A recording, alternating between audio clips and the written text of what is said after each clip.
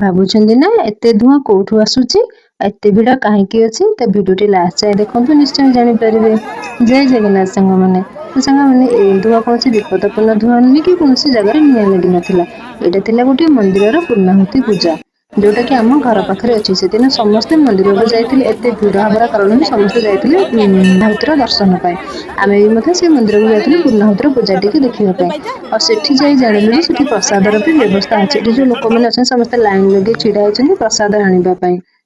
ତ ଚାଲନ୍ତୁ ଦେଖିବା ପ୍ରସାଦରେ କଣ କଣ ଅଛି। ପ୍ରସାଦରେ ଥିଲା ଭାତ, ଡାଲମା, ପୋଟଳ ଆଳୁ କଷା, ଖଟା ଆଉ କ୍ଷୀରି। ପ୍ରସାଦ ଯେହେତୁ ହେଇଥିଲା ତାକୁ ତ ଛାଡିକି ଆସିବାର ପ୍ରଶ୍ନ ହିଁ ଉଠୁନି। କାରଣ ପ୍ରସାଦର ଟେଷ୍ଟ ଘରେ ଯେତେ କଲେ ବି ହୁଏନି।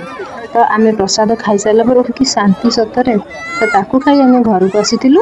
ଆଉ ଯଦି ଭିଡିଓଟି ଆପଣ ମାନଙ୍କୁ ଭଲ ଲାଗୁଥାଏ ତାହେଲେ ଲାଇକ୍, ସବସ୍କ୍ରାଇବ ଆଣ୍ଡ ସେୟାର ନିଶ୍ଚୟ କରିଦେବେ। ୟୁଟ୍ୟୁବରେ ଦେଖୁଥିବେ ତାହେଲେ ସବସ୍କ୍ରାଇବ କରିଦେବେ, ଆଉ ଫେସବୁକ ପାଇଁ ଫଲୋ କରିଦେବେ। ରହିଲି, ଜୟ ଜଗନ୍ନାଥ।